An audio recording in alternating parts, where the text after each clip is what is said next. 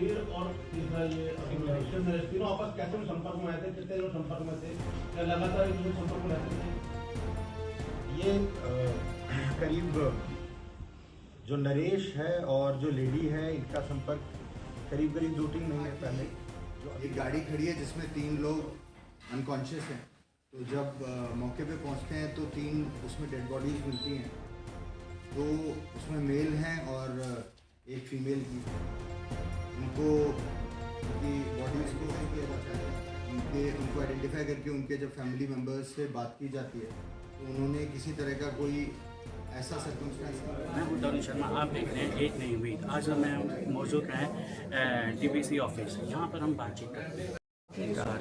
बाबा की गुलजी Sachin Delhi police DCP officer Sachin Sharma ने आखिरकार उनकी पूरी टीम ने जिस तरह से इसमें बाबा में काम किया, जिस तरह से पीरागढ़ी में जिस तरह से डेड बॉडीज मिली, उस विशेष में काफ़ी हड़बड़ मचा रहा और बहुत से सवाल उठ रहे थे, ऐसा क्या हुआ, उसके ऊपर हर तरह के क्वेश्चन। लेकिन इस तरह का क्योंकि जो सोल्व हुई, तो आइए मैं बातचीत करते हैं सचिन शर्मा डीसीपी ऑफिसर, उन्होंने क्या कहा उस विशेष में पूछते हैं कि किस तरह से उनको कैसे पता चला कि आखिरकार इसके पीछे बाबा है और उसकी पूरे इन्वेस्टिगेशन में अभी तक एक बाबा को अरेस्ट किया गया है और बाकी और भी अगर विक्टिम्स हैं या कितने लोगों को और चीट किया है इस टाइप से, उसमें इन्वेस्टिगेशन जारी है। सर, बाबा के चक्कर में एजुकेशन वाले सब कुछ इन्वॉल्व हो जाते हैं और ये एक अंधविश्वास होता है। इस तरह से कैसे सर ये संदेश देना चाहेंगे सर कि लगातार ऐसे केस बहुत आते जा रहे हैं दिल्ली में सर?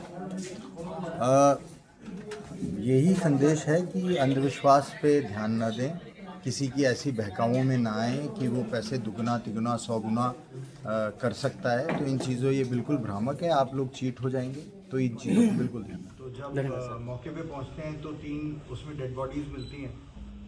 2 उसमें मेल हैं और एक फीमेल की। उनकी बॉडीज़ को हॉस्पिटल पहुंचाया जाता है और उनको आइडेंटिफाई किया जाता है। उनको आइडेंटिफाई करके उनके जो फैमिली मेम्बर्स से बात की जाती है तो उन्होंने किसी तरह का कोई ऐसा सर्कमस्टेंस नहीं बताया जिससे कि सुसाइड का कोई एंगल दिखे। तो टेक्निकल इन्वेस्टिगेशन स्टार्ट की जाती हैं जिनमें ये देखा जाता है कि उस दिन उन्होंने कहाँ टच किया और क्या घटनाक्रम रहा पूरा। तो हमारे को एक लीड मिलती है जिससे कि हम लोग पहुंचते हैं लोनी में एक बाबा के पास। जब उससे पूछताछ की जाती है और लोगों को जिन्होंने टच किया था उस दिन, और भी बाकी जो टेक्निकल इनपुट है उसके हिसाब से ये इसमें पता चल रहा था कि कोई पैसों के लालच के कारण लोग इस बाबा के पास आते हैं और ये ऐसा कुछ बताता है कि अगर आप थोड़े पैसे लाएंगे तो धन वर्षा होगी, कुछ सर्कमस्टांसेस बताता है। तो ये लोग जो डिसीज्ड है, इनमें जो लेडी है वो करीब 3-4 महीने से इसके टच में थी और रिसेंट में काफ़ी बार इससे बात कर रही थी, आना जाना हो रहा था। ये इससे मिली थी इसी की लोकेलिटी में, जहांगीरपुरी में रहने वाले एक सलीम के से। और जब ये पहली बार गई थी तो ये गई थी अपने हस्बैंड को ठीक कराने के लिए। उसको कुछ परेशानी थी, हेल्थ इश्यूज था। वहाँ पे इसने अपना एक जो जिसको बोलेंगे एक जादू टाइप का दिखाया, जिसमें एक शॉल से इसने बहुत सारे पैसे निकाल के दिखाए जिससे कि ये लोग लालच में आ जाएं। और उसके बाद फिर ये बोलने लगा कि अगर 2 लाख लाएंगे तो उसके करोड़ों बना देगा। इसी हिसाब से ये इस दिन भी ये लोग पैसा लेके गए थे कि उसका वो मल्टीप्लाई हो जाएगा। उसके अकॉर्डिंग ये इनके साथ आ रहा था कि जहाँ पे भी धनवर्षा कराएंगे वहाँ पे ये बैठ के अपना जो भी करेगा। और वाइल रिटर्निंग इसने इनको जैसा कि कोई लड्डू में कुछ एक इंग्रेडिएंट्स मिला के दिए पॉइजनस, जिनको अभी असरटेन कर रहे हैं और जिनके कारण फिर जैसे ही इसको ऐसा लगा कि अब मेरे को उतर जाना चाहिए तो इसने गाड़ी रुकवाई और ये उतर गया और उतर के वापस अपने घर की तरफ चला गया। तो इस पूरे घटनाक्रम में और इनके मोबाइल्स वगैरह चेक करके ये देखा कि काफ़ी लोग इसके टच में थे और कई लोगों से पूछताछ की गई, तो ये काफ़ी लोगों को इस टाइप का झांसा देने की कोशिश करता रहता है।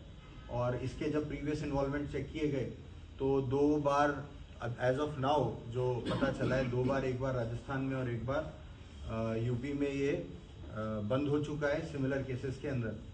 और बाकी इन्वेस्टिगेशन में और भी पता चल रहा है कि शायद कुछ केसेस में इसके अगेंस्ट एविडेंसेस नहीं थे, तो ये आगे बुक नहीं हो पाया। तो that's why we are still working on the matter.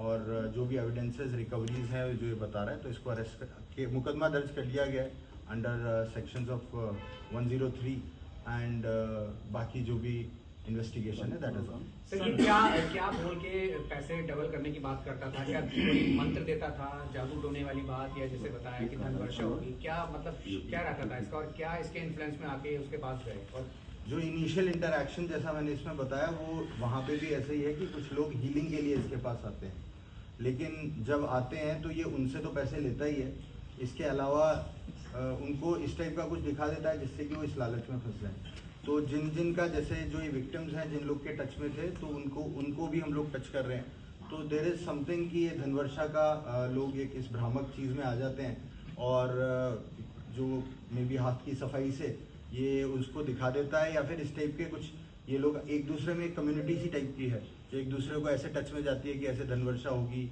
इस टाइप की कुछ सर्कमस्टांसेस हैं कि इस टाइप की चीज़ें होंगी तब इस टाइप से धनवर्षा होगी। तो जब भी धनवर्षा का टाइम आता है तब ये कोई ना कोई बहाना मार देते हैं कि इस वजह से या उस वजह से ये धनवर्षा नहीं हो पा रही है, डिफेक्ट है कुछ। सर ये पैसे दे चुके थे और जहर देने का कारण क्या था इनको? ये पैसे दिए नहीं थे, ये लोग अपने साथ ही लेके चल रहे थे, बाकी तो अभी इन्वेस्टिगेशन।